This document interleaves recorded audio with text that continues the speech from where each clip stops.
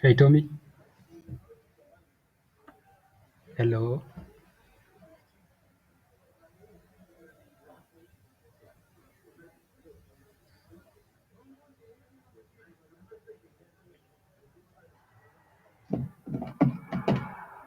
How are you?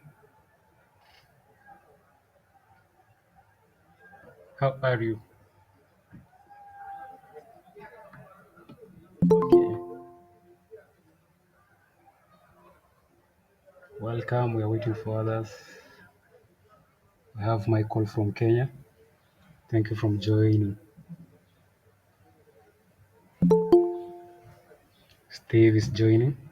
Welcome, Steve. Welcome, Steve.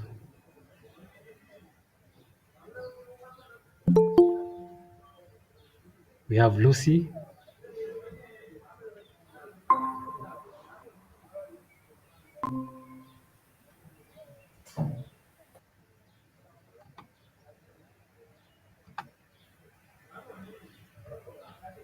Hi, Steve. Welcome.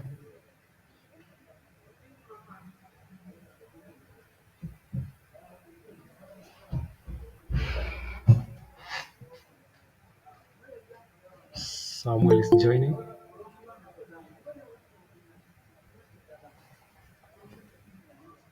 Great. Welcome, everyone. Welcome, everyone.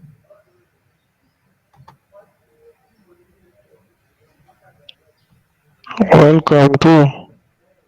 Okay. This is the AfroPork Hello? forum. Okay. Samuel, can you switch off your mic for a little bit?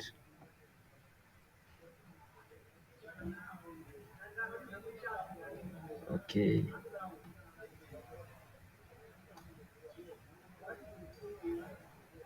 This is the AfroPork forum. Thank you guys for joining. We have Tommy. We have Stephen from Belgium. Tommy is from Nigeria. He represents Choice Genetics. We have Romeo is joining right now. Romeo is from Zimbabwe, not Zambia. Sorry. We're waiting for our host, Mr. Victor L from Nigeria. Yes. So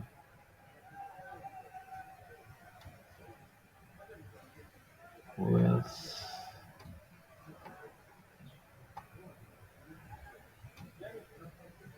Okay. So our guest today. Okay. Okay. Victor is joining. I want to let him introduce his forum because he's the guest. Hey Victor, please light up your mic.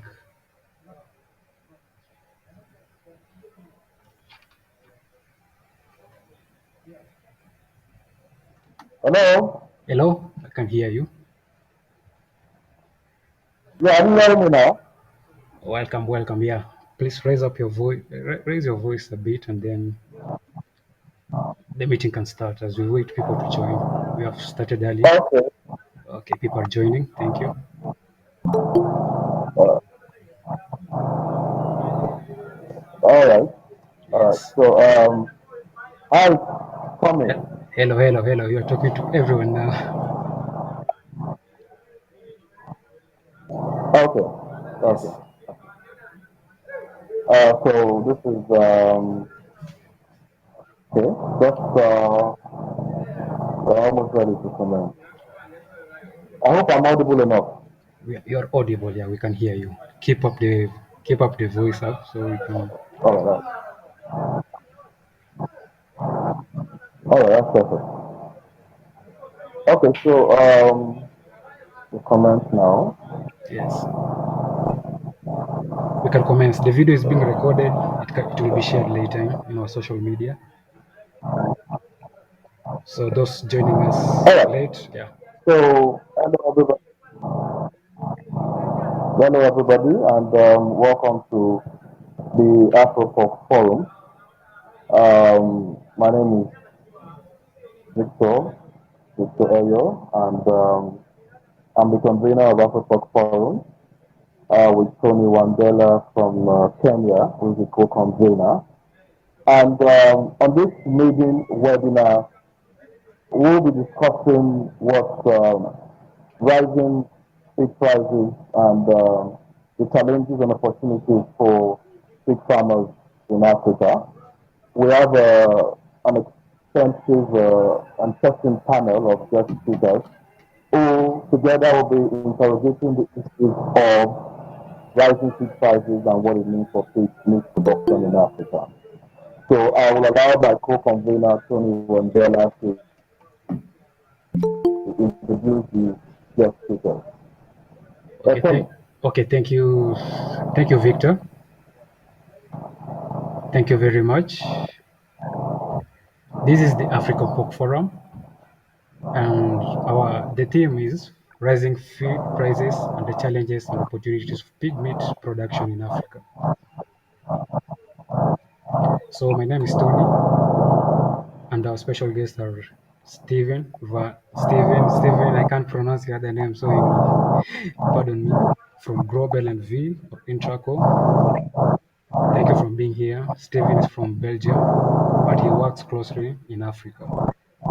Tomi Olatunde, most people know him in Africa. He works with choice genetics and he's very vibrant in I think Nigeria, Uganda, and I wish him to join the Kenyan and generally the African landscape as well. We have Romeo. Romeo is from Zimbabwe and he's a very good innovative farmer. You will hear what he has to say. He's very innovative. And we have Samuel. Samuel is from Samuel is from Uganda, and he represents Bivtec Limited. He's the founder. He makes apps so that farmers can use them to manage their farm very well. So let's start with Stephen. Stephen, Stephen. Yes, I'm here. Okay, we have Stephen. All right. So thank you, Tony, for the introduction. Okay. Thank you for the introduction, Tony. Okay. Let me quickly put our discussions in context. Okay. You see, livestock farmers generally and swine farmers specifically are faced with rising costs of feed. Okay. This trend, unfortunately, is not accompanied with better pig prices, and so farmers must find a way to produce cheaply but efficiently. We have seen in the past years many pig farmers coming into the sector with a lot of expectations, and only to depart with so much disillusionment. In Nigeria, this is often the case. Farms are closing and others are downsizing. The cost of producing cheap and efficient feed seems to be a little bit more theoretical than viable. Now, what we are discussing on this meeting webinar of the AfroPork Forum is to approach the issue of coping with rising feed prices from four different perspectives. The nutrition perspective, the genetics perspective, swine management, vis-a-vis record keeping. And so each member of this panel would be able to interrogate this issue from the different perspectives I've just mentioned. We'll start with Stephen on the issue of nutrition. We'd like Stephen to talk about the issue of feed concentrates and how this can help solve the problem of rising feed prices and how farmers can utilize this to get the best. Hello, Stephen. Yes. Good afternoon, everyone. I'm going to share my screen. First of all, Victor and Tony, thank you for hosting this event. It's wonderful. We can hear you. Share. Yes, I can hear you. Anyone hear me? Yes, we can hear you clear. Yeah, we can hear you. Victor, may I otherwise request to switch to switch off your microphone because there's a lot of interference. Okay. Okay. Everyone is seeing a presentation now? Yes. Yes. Yes. Hello. Yes, we can see it. Okay.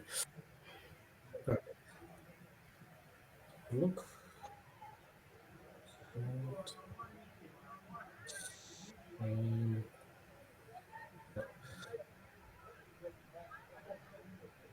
Basically, I'm area manager for Grobel. Grobel is part of the Group de Keuster. It's a family-owned company based in Belgium, and we export feed concentrates mainly and premixes, a little bit Hello, Steve. all over the world. We majority Africa, Asia, Middle East, and we have our own production site where we produce around 100,000 metric ton per year. For us, how do we work? And that's why I have a very general presentation, a short presentation today. For us, there's no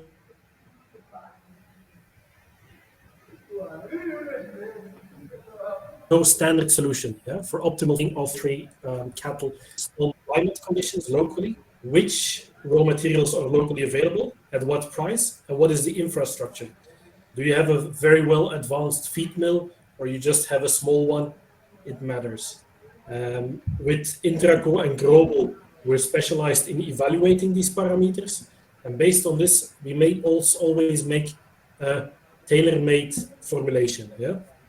Formulation that we advise for pig concentrates, for example, in Kenya, is based on the local raw materials available in Kenya at the prices at this moment. And for example, to just copy that formulation from Kenya to Nigeria is not suitable. It will be very difficult because the market conditions in Nigeria are completely different. So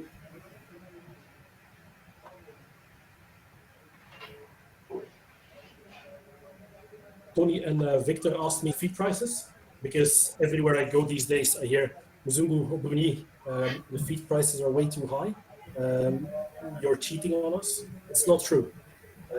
Rising feed prices, they have different reasons. I'm going to explain a little bit the situation of the past 2 years, and what are the alternatives and what are the opportunities.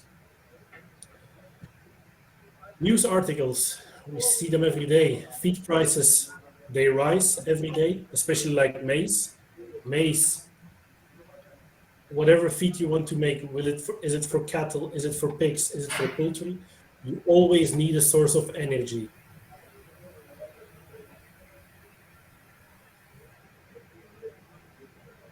The best source going up ridiculously. Part of it because of the conflict between Ukraine and Russia. Part of it of other reasons, but we see articles everywhere.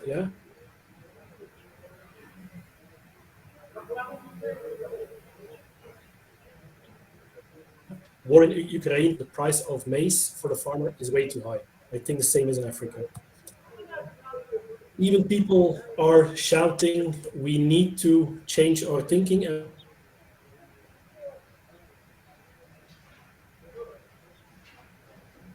We need to put food waste maize that we can eat actually for animal feed. Difficult question. It's also good to have a look back. What is a complete feed actually build up? Complete feed is actually built up from different fractions.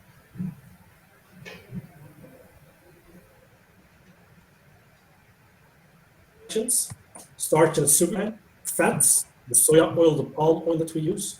Fraction of protein is 20%.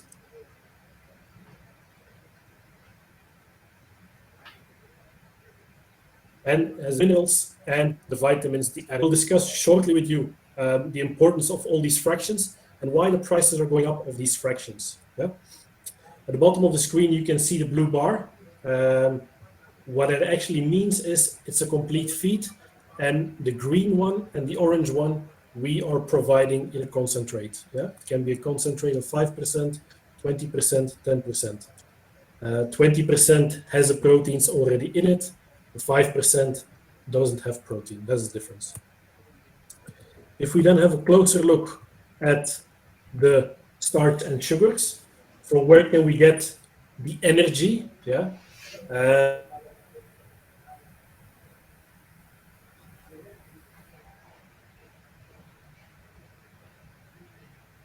Always very limited.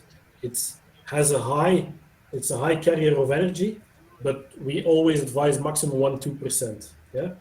If we only then talk about the maize, on the right you see the graph of the corn from 2018 till now.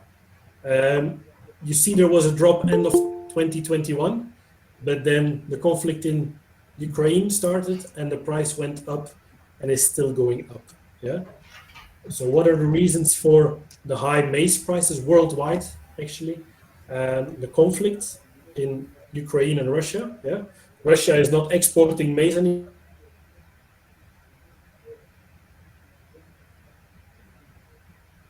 anymore, but also there's a higher demand of maize after COVID and also after the African swine fever. Yeah, we might have forgotten it, but just before COVID, there was a big outbreak of African swine fever in China, in Asia. So there was not so much maize necessary to feed to the pigs. Yeah, so there was actually too much volume on the world market. That volume has been absorbed now again. China is again in production, and the maize price.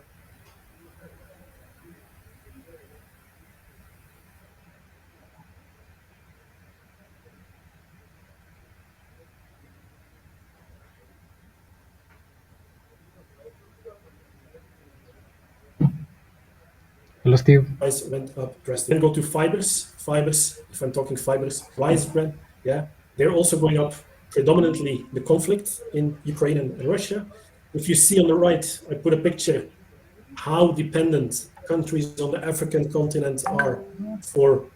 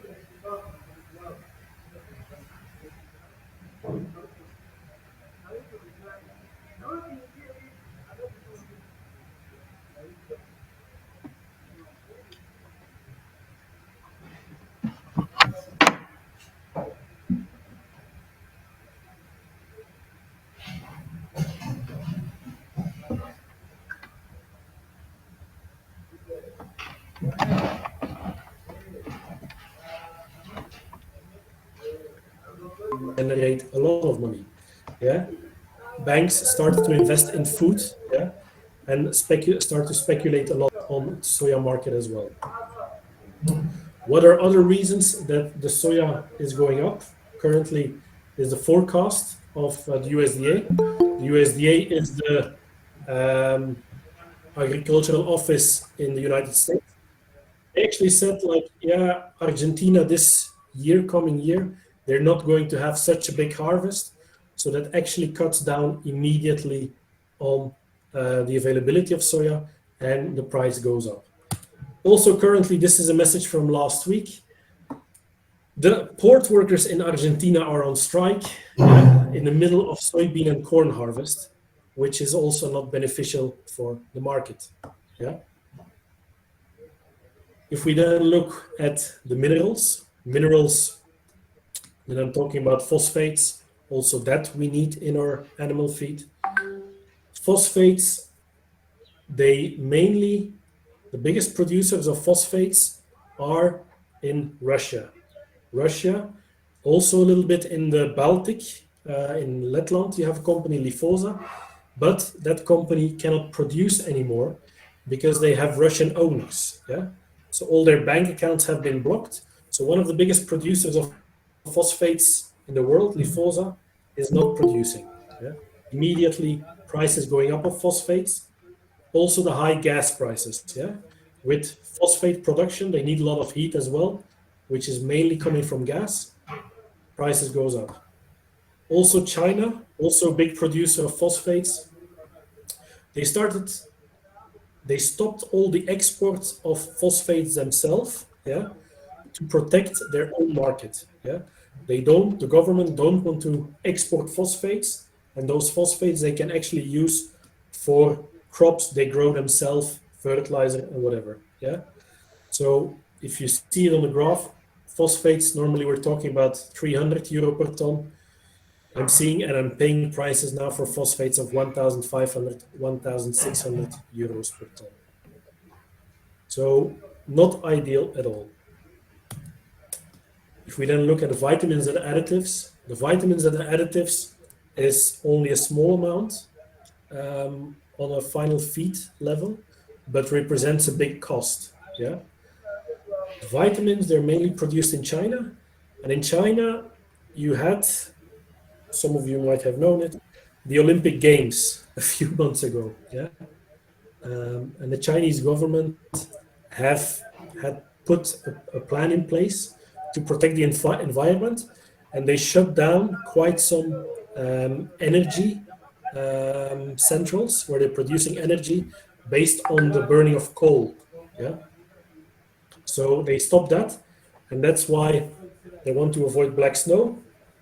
So that's why the prices went up.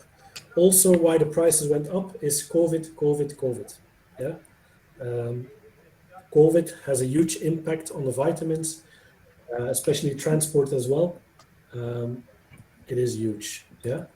Apart from all the reasons that I mentioned, there are also secondary reasons. Yeah. Transport. It's very difficult to find containers now. Before I can show you, transport to Africa was costing around 50 euro per ton. Now it's almost double. Yeah. Shipping companies are earning a lot these days. And we also have lockdowns. Yeah. So the ships are blocked. For example, now there's a big blockage in Shanghai, of container ships. So those are the secondary reasons. And I want to stick to my tips. Also, the blockage of the ship in the Suez Canal has contributed to the secondary reasons. Yeah. Are there also opportunities? Yes, there definitely are opportunities. You can use alternative sources of proteins. And then for the African market, I'm mainly talking about insect protein.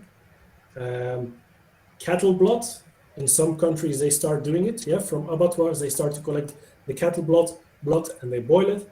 And hydroponics. Yeah, those things are alternative sources. But what we think is a future, and we see in Europe as well, is the byproducts of industrial processes. Yeah, DGGS, distillers grain. Yeah, the adagios from this world who are making beer, who are making liquor, they always use grain or maize. The waste of it we can perfectly use for animal feed. Yeah.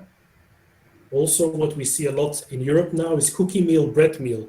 Yeah, cookie meal, bread meal. They collect from supermarkets, from bakeries, the old breads, and they grind it. Yeah, they use that as well as a source of energy. Yeah, cashew reject meal. Yeah, in countries who have cashew nuts, the cashew reject meal can be used in animal feed. Blood meal. Yeah, if the country doesn't have any objection, but also more meat and bone meal we see coming up.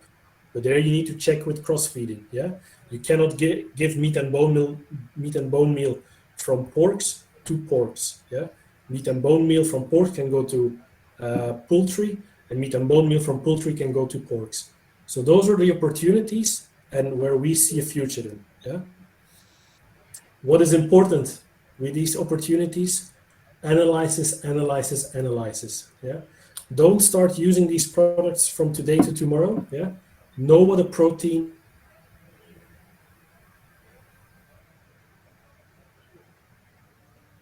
the energy in it every week from distributors, from clients.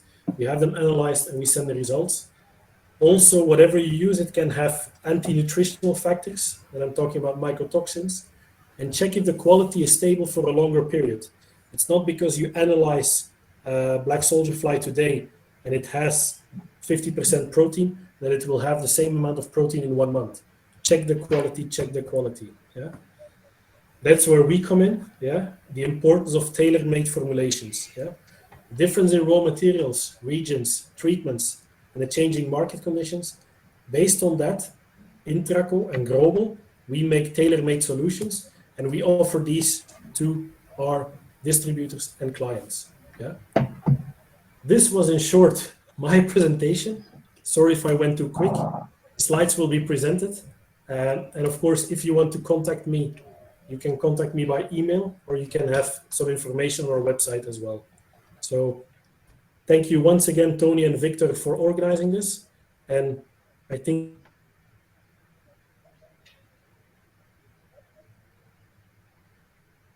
I only went a little bit out Thank of you. my Yeah, thank you, Steve. I think you were able to change a nutrition perspective to all of this. Um,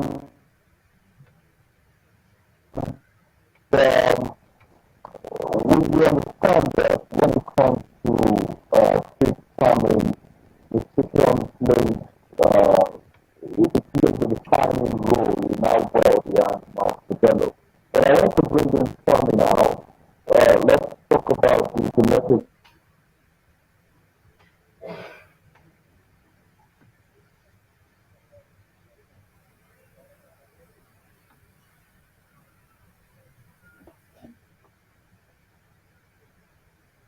aspect because often in Nigeria, where I reside, where I'm from, there are a lot of farmers who spend a lot of money in terms of feeding their animals, and they don't get results. So trying to get the best nutrition mix, but not having the proper genetics is something else. And then, Tommy, I'd like you to let's look at the nutrition, the genetic part of all of this. Yes, How can yes, hello. quality genetics make all of this things effective? Yes, please. Hello, Tommy.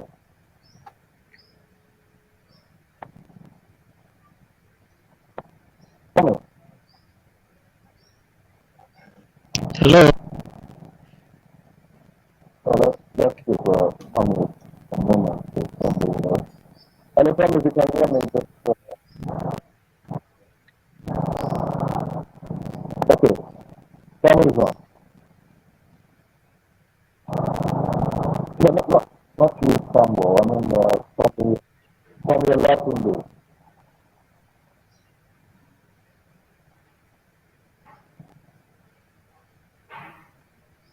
Just hold on a second.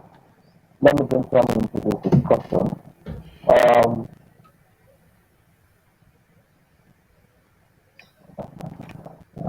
Hello, Victor. Can everybody hear me? Okay, so while we wait for Tommy,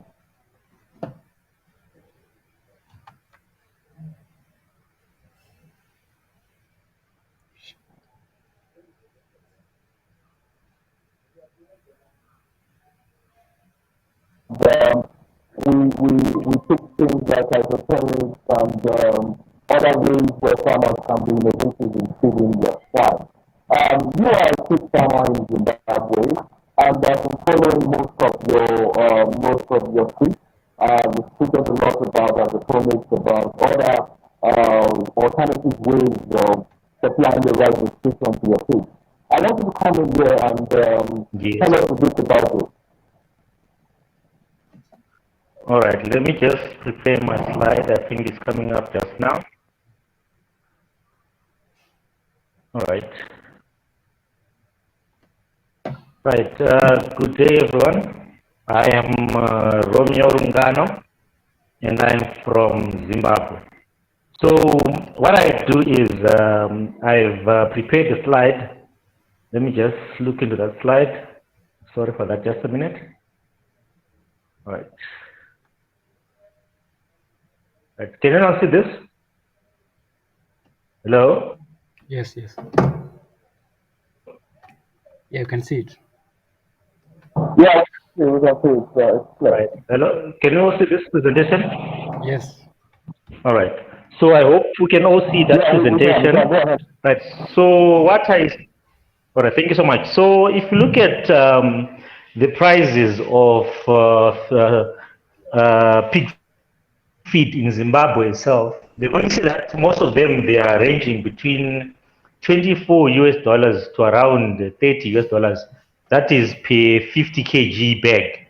And if you look at most farmers here in Zimbabwe, they are small scale farmers, and most of them, they cannot afford to buy those mills. So you'll be forced to look at other alternatives. But then there are valuable alternatives that are there. You see that they were affecting even the quality of the pork itself. You'd see that a farmer would be bringing in the market on the market pork that has got a very thick fat layer. So we have to do some research and look at some other alternatives to say what can you use in order to produce a pork that is of good quality and also a pork that is also what, that is also healthy. So we came in with some ways that we're going to see later that we're looking, and then also the second most one that we're looking at was the carbohydrate, and then after that we're now banking on the vitamin packs and mineral packs that we now available on the market. So if you look at the proteins, you're going to see that they've got a variety of uses, and we were mostly concerned about the essential amino acids. Right? Let's see, we are going to see that these essential amino acids, they cannot be made by the body, so they must be provided or supplied by the feed that the pig is eating. So we're worried mostly about the availability of that of this feed. So we got into our labs and we started working. So the first one that we found was Azola. Right. This is also called the mosquito fed. Right. As Steve was saying, it is one of those plants that can be grown in hydroponics, which means you can just get yourself a shallow pond and then you do your business and then you produce the Azola. The good is that it grows in areas that range between, the temperature of around 19 to 25 degrees Celsius. And in most cases in Africa, most of these areas, they are very hot. So you'll be forced now to grow these in shade. So we opted for shade nets, and they are actually assisting us. So Azola is one of those plants that you can use, and it grows very well. And the good is that it can double its biomass within 2 to 3 days, which makes it a very good plant for the crop. It has got a high crude protein quantity. I think it is in the range of around 17 to 29%. And this depends on on its age. If it's younger, the point is that it has got higher protein quantity, but the more it gets older, the protein quantity starts to decline. And also, the point is that it contains those essential proteins, amino acids that we're talking about, the vitamins as well as trace elements. Then the point is that you can actually silage this Zola, and then you come up with a very good feed. And then we discover that we can actually produce a feed. So that is our mixing procedure. So first of all, you need to harvest your Azola in those pods. I think you can see that's me there in the background. And then those are some of the pods that you have, and then the shade cloth itself that is actually protecting that Azola from direct sun. So first of all, you need to harvest those the Azola from the ponds. Then after that, you need to allow it to drip for around 3 hours. So dripping allows us to just remove that excess water. Then after drying, what to do is, after dipping, we now dry for about 2 days. That reduces the moisture content to around 60%, and also that allows for that concentration of nutrients. Then from there, we'll need to silage about 70% azola to 30%. Maize, that is if you've got your maize. Then cassava meal. You can actually use your small grain and for around a week or two. Right. Make sure that you use your plastic containers or your plastic drums, because if you use those metal ones, you're going to have challenges because the metal ones, obviously, they rust. So after the whole silaging process, you can now feed your pigs, I think, at around 2.5 kgs per day. But let's forget that there is the mineral component. The mineral component as well as the vitamin you need to add on to your meals that you're going to give. That silage, you need to add a bit of about 44% of your minerals. That is, the pig is getting a balanced diet. So that one is how we were mixing that azola, and we're using the Pearson step. Then you're also going to see that you can actually store that silaged azola for around 2 months, as long as the container remains sealed. But the moment you open that container, you should make sure that you use it for around a week. Then the next one that we got is duckweed. So that one is a game changer, that one. Right. Now, why am I saying it is a game changer? It's because it has got a high crude protein content. And then because it has got a high crude protein content, you can actually silage it again. Right. I think the percentage is around the region of 40%, if I'm not mistaken. So this one can be used as a source of what? Of feed. But one thing that you need to understand about these plants is they are invasive plants. So when you are growing them, just make sure that you stay away from the main rivers. Why? Because once they get in those rivers, they might actually cause serious damage. So all we're saying is let's use these weeds to our advantage, but let's consider the fact that they are invasive plants. So that is another crop that you can use. And there's a supporting document. I think FAO, there's a supporting document on the issue of Lemna minor, which is our duckweed. And then the next one is the black soldier fly larva. That one, I think Steve was talking about it just now. It is also a game changer, but the problem is quantities. It's very difficult to produce those sufficient quantities that are enough for maybe a 20 sow unit, a 30 sow unit, or even a 10 sow unit.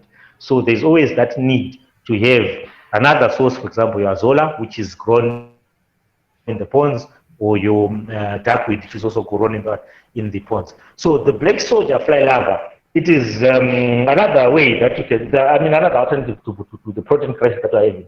Why am I saying there's a protein crisis? I think when Steve was presenting, he mentioned the high cost, even though we say it is the cheapest source of protein, but it is very expensive to a small-scale farmer.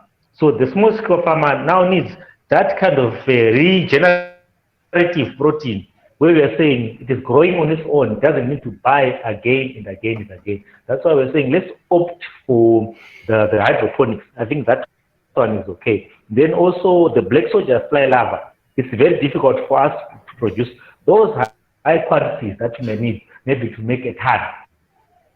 So we need to stick to those hydroponics. So the black soldier fly larva, that is another alternative to our protein crisis. So a small-scale farmer can also adopt that. And then you're going to that there are other factors that need to be considered when you want to embark on this black soldier fly business. Number one, you need to have the right temperature, the right water content of the food, the suitable food size, as well as the suitable food type, as well as the pH in which they are generating in. So that's another way that you can use.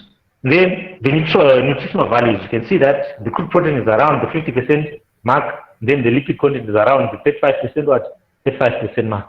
So those are some of the things that you need to consider. To say, if maybe I've got a 1 sow unit, or if I've got a 3 sow unit, or a 5 sow unit, if you have got access to these things, I think it's best to adopt them. Why? Because they're actually dealing with that problem that we normally face on the farm. The problem of piling of organic matter, problem piling of dung, and so on and so forth. So that dung can be actually used to our advantage. You can use that dung, which makes it a win-win situation for us as farmers. So the dung can be used as a source of the organic matter that can be now used to raise our black soldier flies. And then you're also going to see that We now move on to the soybean. Right? Stephen was saying the soybean is the best source of protein, is the cheapest source of protein. Yes, that is very true. But now in Africa, that may not be so true. Why? Because soybean is used in many facets of the food industry. Why am I saying so? We're going to that soybean is used. Number one, the soya milk. Number two, soya beans, soya chunks, soya meal, and so on and so forth. So all we are saying now is, when it comes to animals now, we get the remainder, which makes feed in Africa very expensive. So I was showing you the prices of the 50 kg bags. In Zimbabwe, it's around $28, $29, $27 for a 50 kg bag, which is very, very unsustainable for a small-scale farmer. Maybe a large-scale farmer can do that, but a small-scale farmer, they might have challenges. Then we move on to the carbohydrate sources.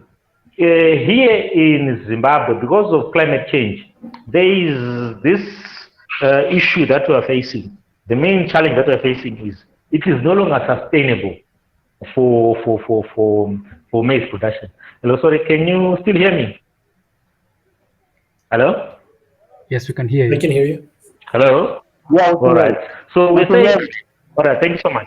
All right. So I was saying in Zimbabwe, we have got a challenge. Same applies in Zambia. We still have that challenge whereby we're saying climate change is wreaking havoc, which means some areas that were producing maize, they're no longer producing maize. So we now have issues whereby those farmers who are now depending on maize, they are now having challenges in terms of securing feed for their livestock, even for themselves. Why? Because that maize is no longer growing according to the standards that they expect. So people have now got into research.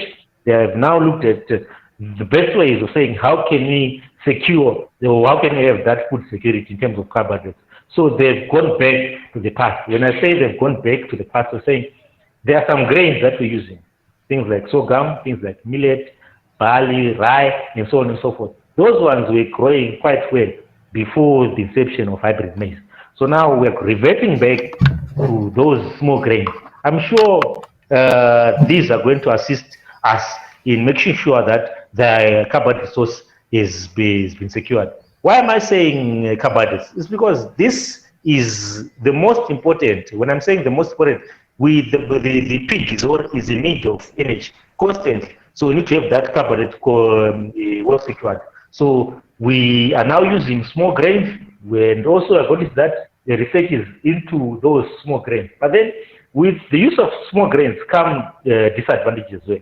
Some of them, they've got anti-nutritional factors, like for example, the red millets and the red sorghums. These ones, they've got tannin, which can actually cause serious damage to our livestock. So I think research is still being done concerning the issue of that. And then the other one is cassava. Cassava is another plant that you can use, but then it also has some disadvantages of their own.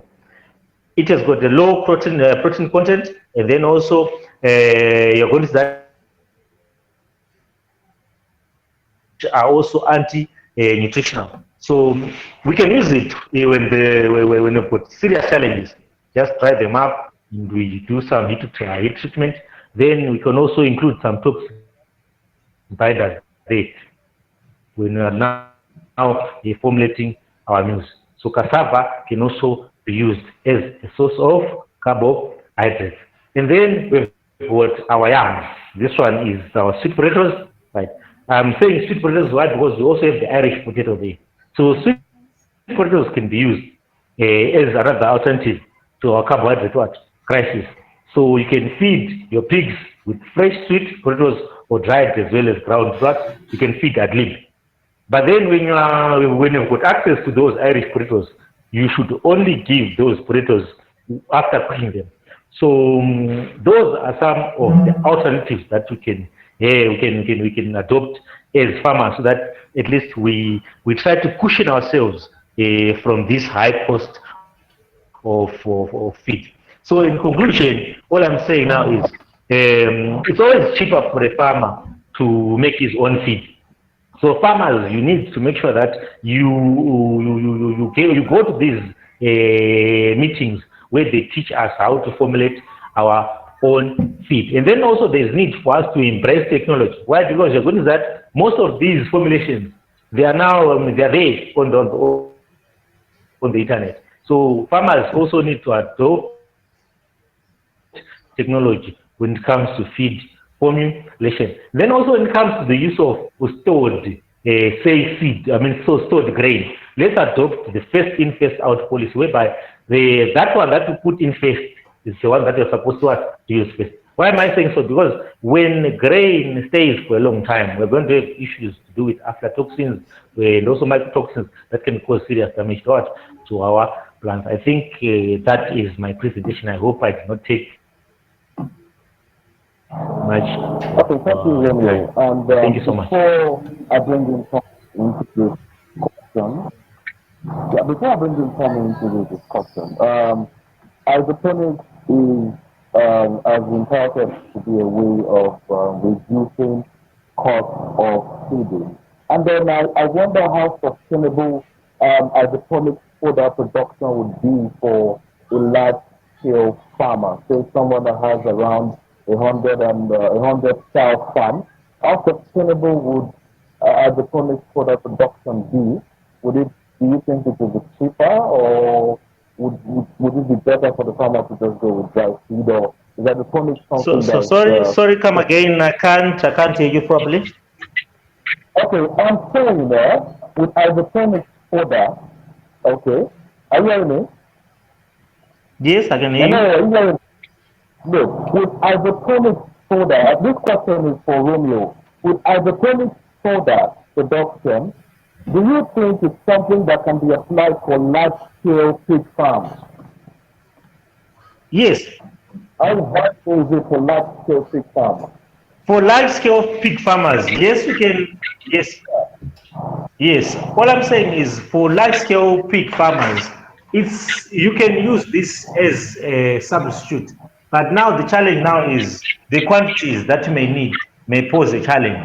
Why am I saying so? You're going to see that you may need very large ponds for you to for you to have enough duckweed which can make feed for a ton, of which maybe a tonnage is what you need per day. So all I'm saying now is you need to just incorporate that azola. You need to incorporate that duckweed into your maybe you are adding on to the or purchased commercial feed that you have, so at least you strike a balance on the quantities. So I'm saying you can apply as an addition to what you already have as a commercial farmer. But if you are a small scale farmer who is having issues with the purchase of these commercial feeds, you can adopt the azola type, you can adopt the duckweed type, so at least you know that when you don't have the money to purchase the feed, you have got a cover somehow. I think that is what I have to say.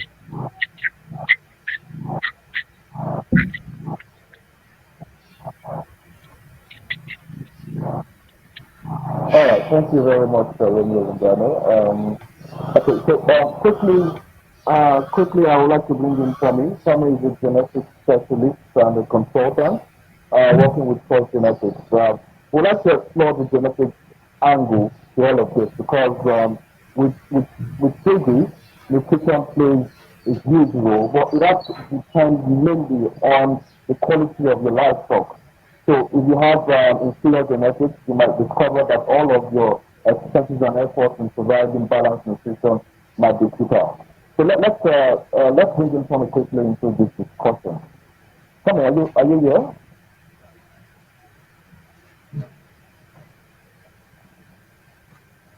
Hello, Tommy. Hello. Hello. Hello. Hello. Tommy. Are you hearing me? If you're ready, you can go ahead with your presentation. Yes, go ahead, Samuel. All right. Good afternoon, everyone. This is Samuel from Bivtec, Uganda. Bivtec is a software company. Okay.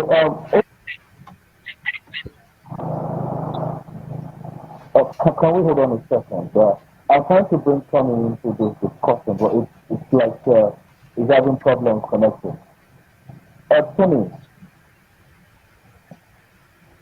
Tommy, can you confirm that Tommy is online? Yes, Tommy is online, but his mic is very low. You cannot hear him. It's very, very low. Tommy, we can hear you, but it's Okay, very low. okay. It's like a whisper.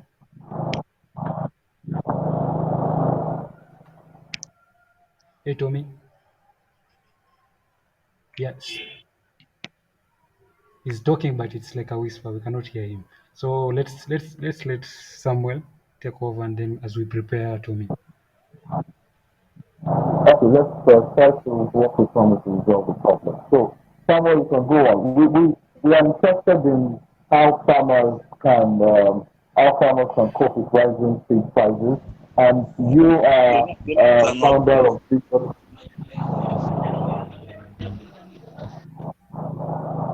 Okay, please tell me Hello? trying to find it. Hello? Okay, so Samuel, Hello? let's talk about Bivtec. Let's talk about Alright. Bivtec and the work with developing mobile apps for pig farmers. I know you have mobile applications that cut across different sections of agriculture, livestock, crops, and the rest. So let's talk about how your application solves the problem of management in pig farming, because we have the nutrition part, we have the genetics part, which Tommy is going to come and talk about lastly. But let's talk about your part, management, because the ability to put all of these things together is the defining moment for a successful pig farm. So let's talk about how your application, because I've already downloaded your application and I've started using it. Let's talk about it. Let's give us a brief insight to what you're doing with the platform pig farming. Alright. Good afternoon once again. This is Samuel. This is Samuel from Bivtec, Uganda.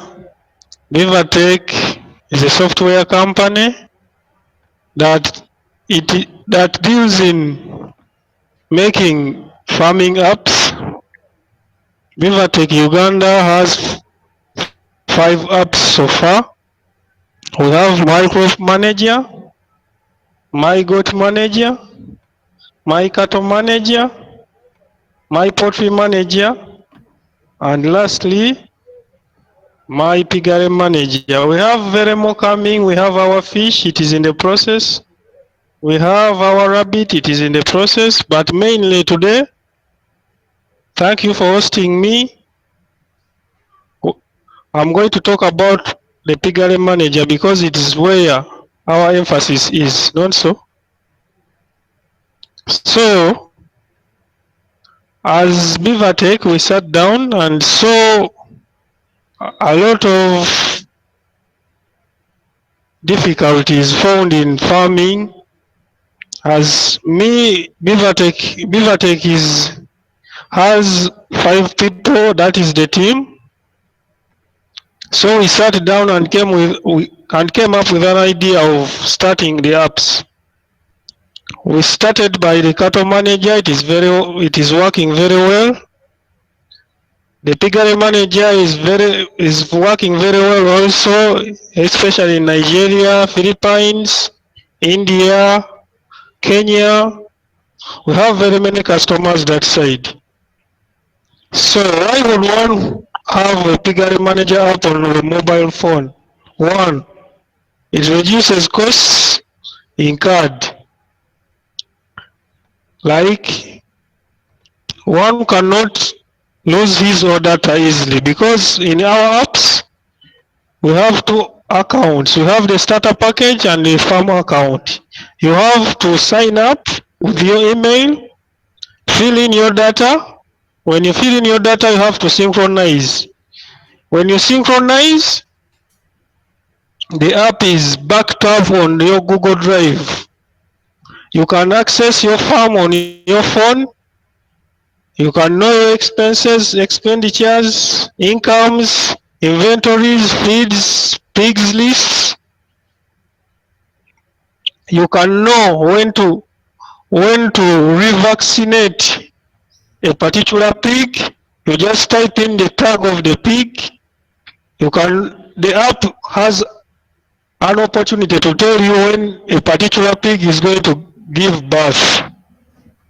You can also register vaccinations, medications, weight reports. It has reports like transaction report, weight report, and other income reports, expenditure report.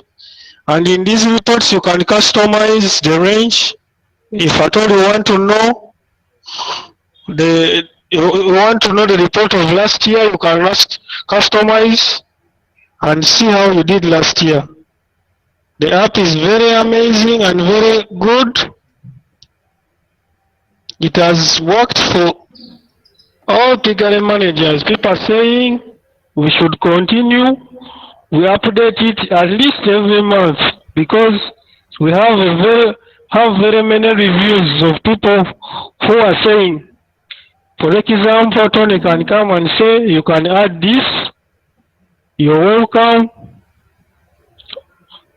And if at all you are doing with piggery management, this is the best app. Your views are all invited and welcomed. You can say you can add this one. You can contact us via the email info@bivtec.com. We have a website www.bivtec.com. We have a WhatsApp number as it is shown in the presentation. We are also working with people in Kenya, Nigeria. Victor is our great friend. Tony is our great friend. And I would like to thank all members who have attended this meeting. Thank you for hosting Bivtec Uganda. Yes, that's all. Tony? Very well. Thank you, Samuel. Samuel is a very innovative guy. I love his work. Yeah. Thank you. Thank you.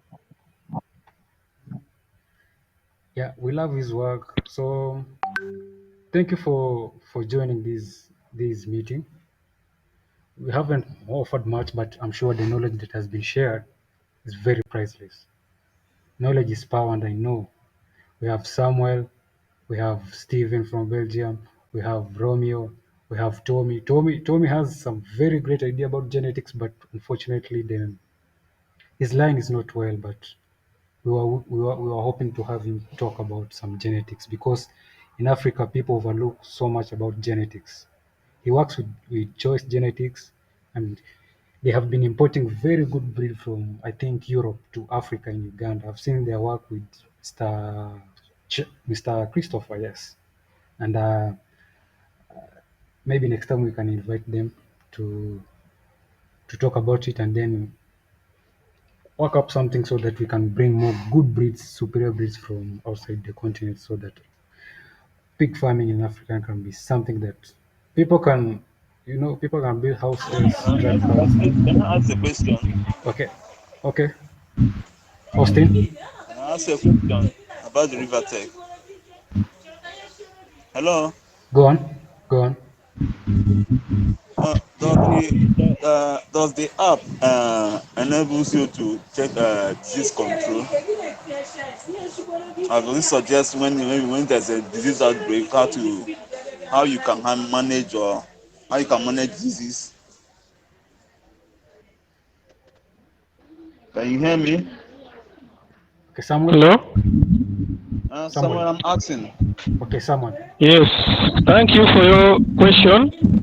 Yeah, thank you. As per now, the app does not detect diseases, but in the near future, because very many people are telling us that issue, we are working tirelessly to see that the app has the ability to detect which disease is in your swine. and apparently it is only on Google Play Store, but it is coming soon on iOS. For those who have iPhones, it is, I think the next month it will be on Apple Store, but apparently it is on Google Play Store. Thank you. Thank you, Samuel.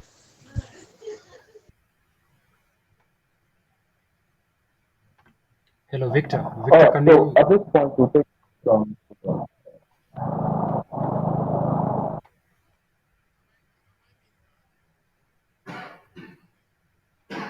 Hello, Tony. Hey, Victor. We would like to take questions. Yeah. So, You want to say something, Tony? okay, all I wanted to say was that thank you everyone for joining. People have been complaining that Google Meet is not effective for them to join, that they are used to Zoom, and we have heard that we will maybe next meeting. This meeting will be online. Will always be there every last Saturday of every month, and our guests will keep on coming and camping and repeating and adding more knowledge. It's not the end. Our guests Stephen, Tommy, we have Romeo, we have Samuel. They will come another time. It's not the end, because knowledge has no time limit. So thank you. That's all I have to say. So I'll leave it for Victor to say something, and then to talk more about Tommy. All right, so thank you everyone for coming to this online meeting. Fortunately, we've had a number of network issues which we tried to resolve. We would really love to get feedback from you on some of the things that Stephen has spoken about and Romeo has also shared. I've been an avid follower of Romeo's works and been intrigued by how we have been able to find alternative ways and innovative ways or strategies of feeding pigs. And I'm sure that we will be able to have this conversation some other time. Right now, this is the maiden webinar of the AfroPork Forum. The AfroPork Forum will come again every last Saturday of the month, and we should be able to invite some of our guest speakers again to come up. And just like Tommy has said, we use the different mediums when we are having this discussion again, so that you can listen to this again. This session was recorded and will be shared on the Hog Aorta page. It will also be shared on the Pigfarms.ng page. A little about ourselves. My name is Victor Eyo. I'm the founder of Pigfarms.ng. I'm a swine management consultant. I've been in the swine sector for over half a decade now. Tomi Wandella, the co-convener of AfroPork Forum, is also the co-founder of his Hog Aorta. It's a premium online magazine on pig farming, and we are excited that you have joined us. Our next session will be on Zoom, and we will be dropping notifications on all our social media platforms. So on behalf of myself and Tonny, we thank you very much, and we look to have you some other time. Thank you, Stephen. Thank you, Romeo. Thank you, Tommy. Thank you, Samuel. Thank you, everybody. I think this will be the end of our meeting. Okay, thank you. Thank you so much. Thank you. Thank you, everyone. Thank you. Thank you. The meeting has been recorded, and it will be shared in social media. You'll find it on Hog Aorta, Pig Farms, and then there is Modern Integrated Farm by Mr. Michael in Kenya. Michael is the one representing Grobel in Kenya.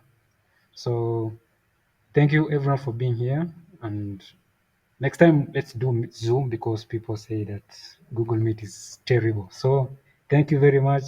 But the meeting has been recorded, all is not lost. I wish you all the best. Thank you everyone. Thank you.